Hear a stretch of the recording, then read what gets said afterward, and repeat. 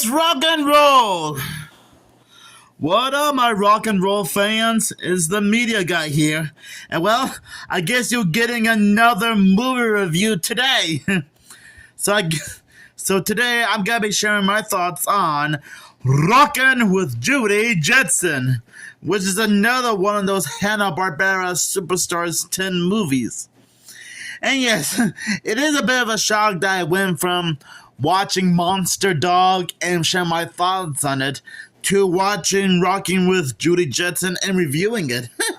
I guess you guys are getting two videos in one day. I guess I decided why not just watch this movie as well.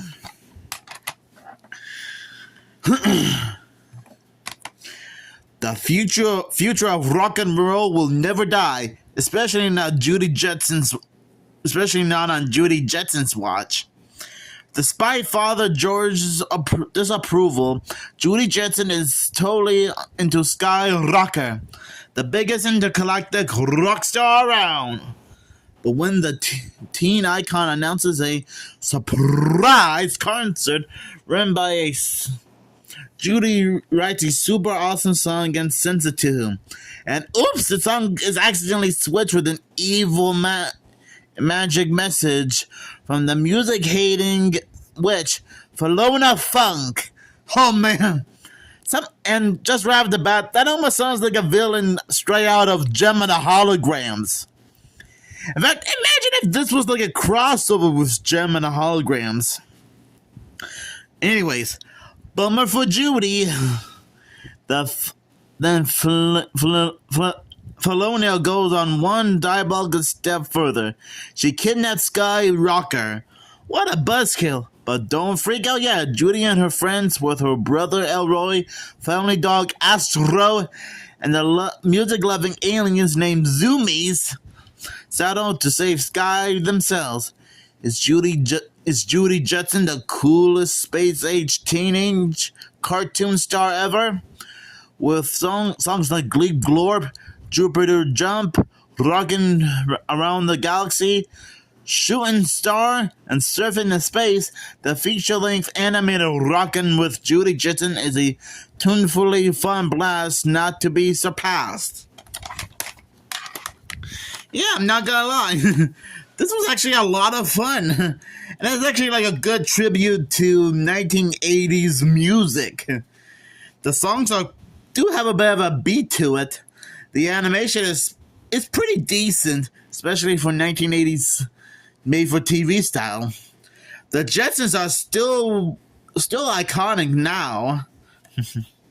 And I do like this plot on how ridiculously bizarre it is, but in a good way. I never thought that there would be like some kind of intergalactic space alien witch who has a terrible hatred for all kinds of music, especially rock and roll. Yeah, this is actually the second Jetsons made-for-TV movie. The first being the Jetsons Meet the Flintstones, which I previously covered on this channel before. So I'm guessing that means there's like 4 Jetsons movies.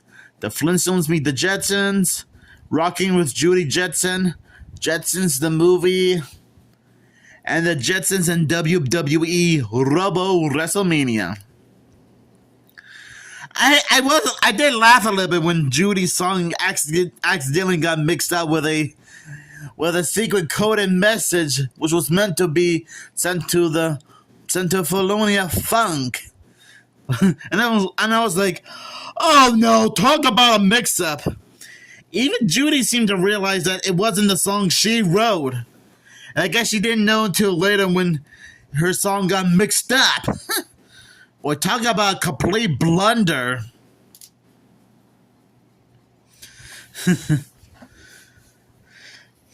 I gotta admit, the Zoomies are quite friendly. They're like the type of aliens you like to hang out with in outer space. And they seem to be peaceful and they also seem to like all types of music. Yeah, even their leader friend seems to be playing a saxophone. I'm guessing he's like the cool alien dude of the Zoomies team.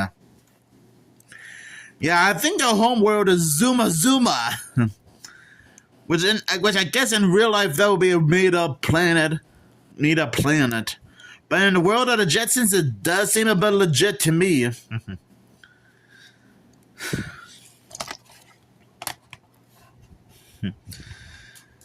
You know, this is pretty much a fun movie. And I think it also pays good respect to 1980s style music. You know, the time when rock and roll was a thing. And yeah, I know there are some jazz moments in here too, you know. I did like how in an earlier scene, Judy and her friends get chased by two alien minions who was also being followed by some of Judy's classmates who are also being followed by George Jetson, who was also being followed by Elroy and Astro on the space scooter while being chased by the police. Talk about the nutty. Talk about being part of the most nuttiest chase ever. I mean, that's like something. I mean, talk about slapstick writing. Oh man, they don't.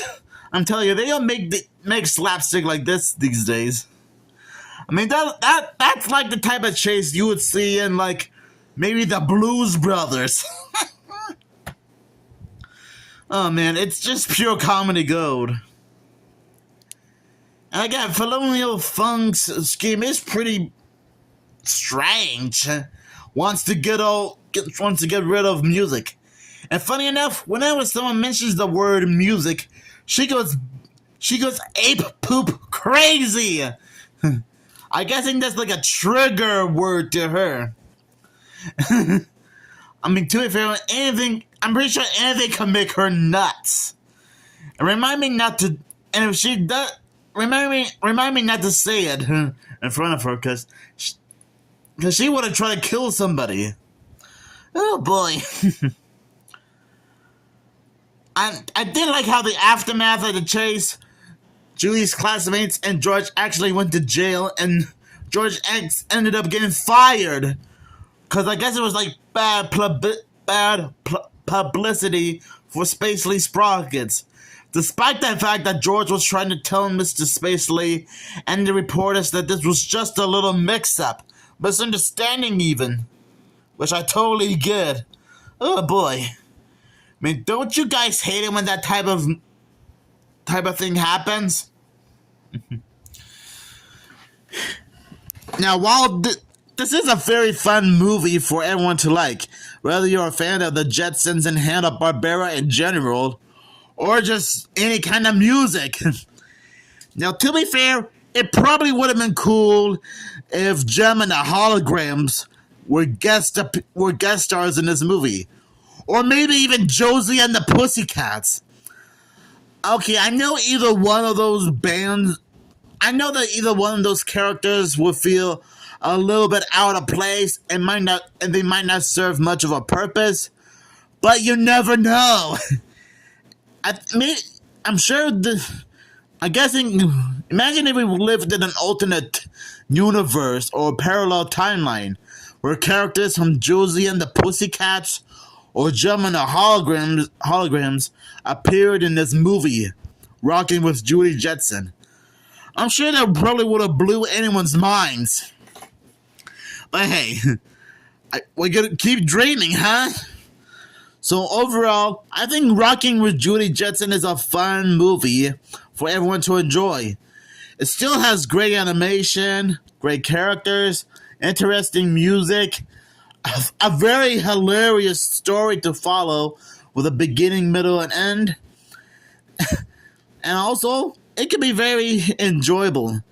And maybe to you guys, it may not be like a perfect movie, but hey, there are certain movies that we can enjoy, right? So I'll give this movie 5 outer space saxophones out of 5. Oh yeah, I do like Skyrocker. He does seem to be a cool dude. Although his real name is Billy Booster, and I'm guessing the Skyrocker is just a gimmick he has to put on, which I'm guessing he's not really into, Cause guess he just doesn't like being called a different name and just likes to be himself, which is okay by me. So yeah, Rocking with Judy Jetson is still a great movie. So thank you guys for watching this review, and rock on, guys!